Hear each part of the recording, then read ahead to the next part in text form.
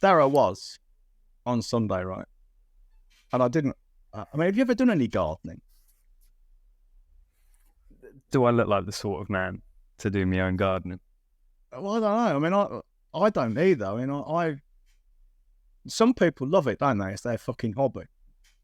They do. Whereas I did it as a necessity because we live in this several 100-year-old farmhouse, right? And around the outside, certainly around the back, there's like a concrete skirt, and there's a path to my office here, and my patio outside. And you just don't notice things day by day, and all of a sudden you look and you think, "Fuck, how did that happen?" Mm-hmm. A bit like kids growing up. Well, I looked on Saturday, which has been lovely weather week this weekend. Looked on Saturday, thought, fucking hell. I'm sure this path was about 2.5 foot wide. And I'm walking every day down like 9 inches of concrete. What's happened? And I realised that everything had just grown. So I spent most of Sunday afternoon stripping things back. It was surprisingly hard work. It wasn't heavy or anything, but it's just a lot of it. And I got my fucking motorised strimmer out. But here's the really cool thing. The exercise and stuff I've been doing with Toby made things so much easier. Nothing hurt while I was doing it. Bending down, kneeling down, standing up, lifting the strimmer, using the spade and stuff. I even fixed the fucking rotary washing line. That's how sad I am. I've got to buy a new one though. It's been out of the air for at least 12 years. So that was all good. But I woke up yesterday morning and I felt like I'd been put into prison and gang raped by the entire wing. Honestly, I was fucking... I was able to places I didn't realise I had places. Yeah, because it's just... I was fit and strong and the rest of it, and it was an easy job, but I was obviously using muscles in ways I'm not typically used to using. So it hurt. But the thing is, pain... When you do anything new, it's painful. What do you have even done if that if pain you is live like... in the arse fuck of nowhere? Oh, in this particular case, yeah, because I was getting wet feet when I walked to my office, basically. No, okay, so... And it's got to the point where we got an orchard. We've got an orchard, and it's all overgrown. I want to strip that back this summer. Just something to do. I find it quite therapeutic, to be honest. So I need to get myself some tools. But what I need more than anything is protective gear, because I got some leather gloves, but these brambles, fucking hell. You would not want to fall naked into this briar patch, I'm telling you. And it's all around the house. Are we really out of sync? How do you mean?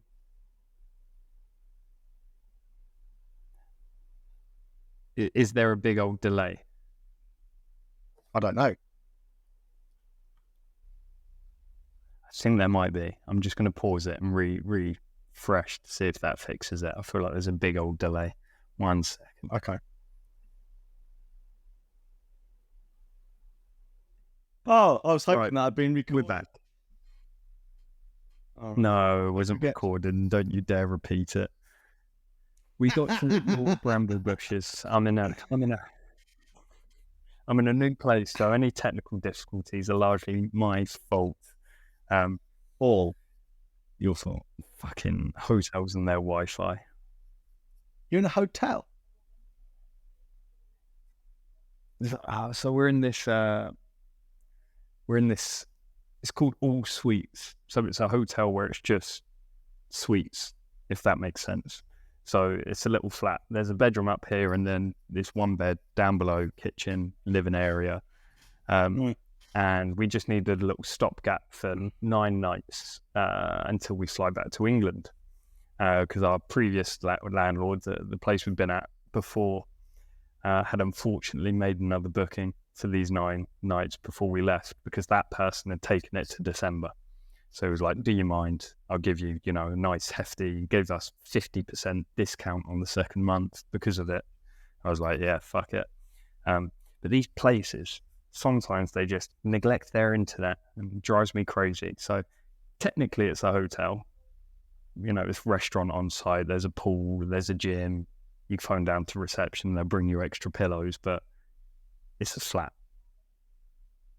You're such a fucking millennial, aren't you? Complaining about the internet. How is that millennial? Because when I was a lad, It's important to my job, mate. you didn't have internet. Yeah, because of course you're an online marketer, aren't you? No, digital nomad. Anyway, let's get on with the fucking podcast, because I've got to go get my son from the airport shortly. Well, this afternoon. Well, I've got to speak to a client. Essex, mate. I've got Essex. Ethics, yeah. Ethics, Chelmsford in ethics. Ethics. I'll bring this up because You don't know where that's from, do you? I've got Essex. No. It's from the In-Betweeners. Oh, great. Fascinating. You've quite finished. The listeners will appreciate it. You carry on. We have listeners. Amazing. I thought I was just talking to you. Yeah, ethics. Yeah. As I wrote and kind of laboured the point somewhat in M82 a couple of times, people try to make sales and selling into an ethical and a moral dilemma, and thereby claim the moral high ground by not doing it. Basically, the tack they take is selling is immoral and unethical per se, therefore I'm not going to do it. Look at me, look how great I am. And really what they're doing is masking their fear, because selling itself is, well, arguably, I actually think it's the moral thing to do. But worst case scenario is selling and sales are neutral. How you do them can be moral or immoral, but the actual act itself is arguably neutral. But I actually think it's the morally correct thing to do, because if you've got a certain skill set or a product and you know someone is having difficulties, having problems, in pain, and you can solve that for them, wouldn't the hashtag be kind thing to do? And if you were showing hashtag empathy, right? If you had those things, wouldn't it be true that making the effort to get this person to see the value in what you're selling and buying it, wouldn't that be the ethical thing to do? Especially as if you're in business, you're pretty much sworn to solve people's problems. That's why we're in business. But anyway, that aside, I'm not going to argue the toss on that one. Except to say, selling per se is not an ethical or a moral dilemma. It shouldn't be anyway. And I suppose it depends how you define your morals. But again, there's no such thing as objective morality, unless you subscribe to the idea that there's a god or gods, which I don't. I mean, I'm an atheist, have been since I was born. There's no such thing as objective morality. And even if you do subscribe to there being gods or a god, which one? Because there are a lot of them. I mean, there are 30,000 individual, separate, distinctly separate flavours of Christianity alone. And every single one of those 30,000 branches believes they are the one true religion. Fucking lucky, really, isn't it, if you're in one of them? Every 29,999 others have got it wrong, but you're lucky you got it right. Just because your parents told you so. It's fucking laughable. But let's not talk about religion. So anyway, quick side note.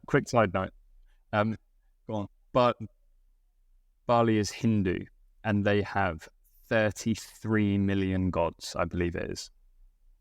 Oh, wow. Does anybody actually know them all? It'd take you a long time to say your prayers, wouldn't it?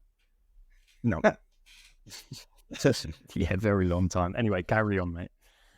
So, I saw, so people will resist selling, and I talk about this at length in M82, so people want to read that, it's in there. But I saw on LinkedIn the other day, some complete twonk, he's not a very clever bloke, as you'll see in a moment. He was actually saying, and I've heard this before from people, charging for discovery calls, not that we call them discovery calls, but charging for an initial consultation is unethical and wrong. He actually called it theft. Well, that to me shows how stupid he is, because theft is very clearly defined as depriving someone of their property or the use of it permanently, or with that's the intention. Well, asking someone for money in exchange is not theft. Now, you could defraud them by selling something that doesn't actually represent what you give them, fine. That's fraud. That's not theft. But he's objectively wrong. So that alone puts a fucking big elephant-sized dick up his fucking argument. But he basically was saying that it's unethical to sell people on a discovery call. And he had no good reason other than it was all emotional stuff, how he felt about it, and putting pressure on people, etc., etc. But I find that very, very strange, because we're all in business, right? We're here to make money and to sell our products and services. What's unethical about being paid for your time and insisting on being paid for your time and not giving it away for free? And it's not even as if charging for, say, a discovery call or a consultation is a brand new model no one's ever heard of before. It's not breaking any fucking molds. And I say that because anyone here who's taken their dog to a vet has done this, right? You take your dog to the vet examines your dog, you come out, you pay for the consultation. Whether your dog is ill or not is irrelevant. You still pay for the fucking consultation. Yeah? You don't walk out there and say, well, my dog's well, I'm not paying you. Or I'll pay you if I like what you say. And if there's treatment, you pay even more. They may roll in the consultation with the cost of treatment, of course.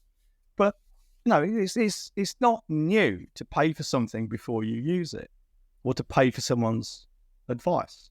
If you go to the doctor here in Ireland, you pay the doctor for the consultation. In the UK, the NHS pays the doctor for your consultation, so he still gets paid, or she still gets paid. Dentists, again, you pay. Go to a restaurant, say you go to Nando's, you pay before they serve the food. If you sit there and don't eat it, guess what? You don't get a refund, not unless there's something drastically wrong with the food. So this is not a new idea. It's not something new and groundbreaking. All we're doing is translating it to the soft service kind of area, niche, if you like. Now, people then might say, yeah, but solicitors and accountants and certain other people, they give free consultations. Well, so what? It's a choice. They don't have to. And anyone who comes into our world will unequivocally be told, probably still want to stop doing that. Now, of course, people will now say, yeah, but John, you and Connor don't charge for your calls. And that's absolutely true. But we don't give away free consultations. There's a difference. When we get someone on a call, what we're doing is we are qualifying them. And we're getting what's called quid pro quo. Now, when people first come into our world and we teach them about this, the obvious quid pro quo is money. You get paid beer tokens for the advice you give, or the consultation, your time. We get something else. What that is, I'm not going to go into here. It's not appropriate. If you want to know, you can fucking well pay us and become clients. But we do get something from it. We are not giving away our time. And our calls, the one with me and the one with Connor, and I'm very clear about this, before you should get on the phone or get on Zoom with me, they are not consultations where you ask us questions and we demonstrate our skill and expertise and solve your problems and give you ideas and advice in the hope you see, oh, these guys know what they're talking about. I'll buy something from them. That's not what we do. Some people do that, and what happens is they'll get on a call with someone, they'll give them loads of free advice, and that person will go away and say, yeah, I really like what you said. I'll give that a go and I'll let you know how we get on. Okay, all right, thanks. Or worse, yeah, I really like I really like what you say. I want you to put together a proposal for me. Oh, great. Yeah, put together a proposal. So you summarize what you talked about on the call and go into even more detail and give them a fucking workable action plan of how you fix their problem. Send it to them, and guess what? Crickets, tumbleweed. They go away, and what they will often do is they will take your proposal and they'll go to Fiverr or freelancer.com or Upwork and get some small brown person to do it for them. You know? And they might not have even intended to do that, but when they're sitting there around their little table talking about it, someone's like, well, why don't we just get someone else to do it? This guy's expensive. So anybody who's listening to this who's worked with us will know this, and we're completely unashamed about it, and we'll tell them this to their face. You know, when we sold you, this is what we did. And I'll tell you now, if you get on a call with me and Carney, you won't get free advice.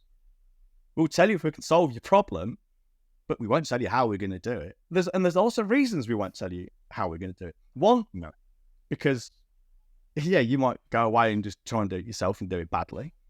Perhaps get someone else to do it badly. But the main reason is,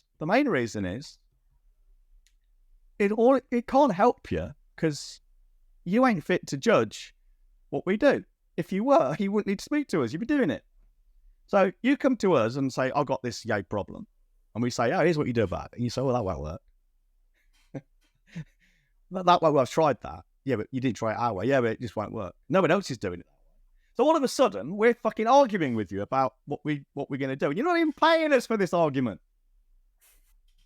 So why would we do that? So if no, we'd say to you, yeah, we can solve your problem. And if you don't get it solved, it's going to be really bad. But if you want us to solve it for you, pay it. What's unethical about any of that? Seriously, what is unethical? I've spent 20 years, as I sit here today, with this vast fucking planet-sized brain. Obviously, I've got TARDIS technology because the inside of my skull is bigger than the outside. Straight out Doctor Who, that. But I've got 20 years' experience and skill and learning in all this. Why the ever-living fuck would I dispense it to you for free? So you can go and make money in your business, but I'm not making any in mine. Do I look that... I mean, I know I look a bit odd, but do I look that fucking stupid, really? Really? Some people do seem to have an aversion to making money. Well, I think they want to make the money, but they want people to give it to them for, out of the goodness of their heart almost, because they deserve it. They're entitled to it. I mean, this is not the same thing, but it's indicative of the way society is going. I saw someone complaining because basically the gist of the post was, and I'm paraphrasing, oh, great, cost of living's increasing, world economy is going to tits up, and Spotify is increasing the price of their family offering by a couple of pounds a month. I mean, how entitled is that? You either use it or you don't. You know, and because I was saying, it's great. This is LinkedIn 2024. People pissing and moaning about the price of luxuries. And someone says, how is it a luxury? It's a fucking streaming music service. People's livelihood. Oh yeah, well, Spotify don't pay people very much. But that's nothing to do with you on the front end. That's to do with the back end. You don't like it. You know, no one's making you listen to Spotify. You're quite free to cancel your subscription. It's just not fucking nutting. Refuse to believe, John, that someone actually said to you, how's Spotify a luxury? I promise, I could probably find it if I wanted to, because it'll be somewhere in my notifications. Somebody basically saying, how's it luxury? Fucking... Fuck, it's music, how is it a luxury? How entitled is that? I mean, we got 2 million people in Gaza. Well, 2 million less than 30-odd grand who've been killed. It's about 2 million people living in Gaza. They're basically living in a giant Lego box now, aren't they? And many of them are on the brink of starvation. It's difficult to know what kind of hardships. And it must be fucking awful. Similarly, in Ukraine, I'd imagine, parts of Ukraine. And we've got these people complaining because their entirely optional streaming music service is costing £2 a month more. Fucking hell. And people say to me, why do you hate social media, John? Oh, I don't know. Fucking hell, man. Jesus. Add it to Maslow. Add it to Maslow's hierarchy of needs. Yeah. And those things. How high up the fucking pyramid will that be? I remember, right? And get this. Yeah. I swear this is true. Go on. I swear this is true. Talking about Spotify. Several years ago now, pre-COVID, I remember seeing someone posting, bearing in mind this person was an abundance coach. Right? This is one reason it stuck out to me like a fucking hard one in a nudist kindergarten, you know? This guy was an abundance coach, and he was posting his step-by-step plan of how he gets free premium Spotify. Bearing in mind, it's what, $9.99 a month for a single user or something like that. It certainly was at the time. It was peanuts. And he's an abundance coach. My God. He says there's a thing called sharklasers.com. It's like a free disposable email thing. You can use it for opt-ins and stuff. Yeah? He says he gets a Sharp Blazers email, signs up for a new Spotify account, 1 month free premium, and changes it every month. So he doesn't have to put up with ads and he never has to pay for it. I couldn't quite believe what I was reading. I was thinking, I can't get my head around this. You're talking of 10 quid. And you're an abundance fucking coach. These are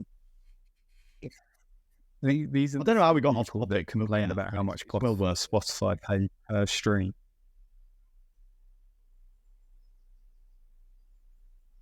Say again? No, we're way out of sync here. I said these are the same people that complain about how much Spotify pay the artists per stream they receive of their music. They'll say it's a paltry sum, but they'll moan about a £2 increase. Yeah, maybe if you paid a little bit fucking more, Spotify would pay them a bit more. But all these things are optional as well. No one has to have a Spotify account. Now, I cancelled my Spotify account because I wasn't listening to it. I had a paid Spotify one, family one, and I've got a paid SoundCloud one, which only I use. And I asked my wife, and I asked my kids, do you actually listen to the Spotify account? They said, no. I said, cancel it because I don't either. But the SoundCloud one cost me like 10 quid a month, and I've had it for years. And it's great because it's nearly all technical. John, we are so out of sync and so off topic. I think we just fucking wrap it up. Yeah. All right, let's wrap it up then. Perhaps people will enjoy listening to it because it's been quite funny. Maybe they won't, I don't know. We've had at least one person say they didn't like it because we swear. Fuck me. Oh. God. All right, we're going then. Most chaotic episode in a while. I hope that we're talking all over each other. For the next time, I'll be sure to have better internet. Whilst we've been so out of sync, in the fucking 30-second delay in between each of us talking, I've managed to find 5 different co-working spaces to do this from next time. Anyway, I'm struggling to I don't want to stop talking so John doesn't butt in because it will pop in 10 seconds later. Anyway, if you want to work with us, email holly@wellfedbusiness.com. If you've made it this far, Jesus Christ, you have the patience of a saint and love us far too much. Honestly, go see a doctor. You must be obsessed with us because this has been chaotic, to say the least. Anything to say, John? 30 seconds later, probably by the time you hear this. I've just heard what you said. No.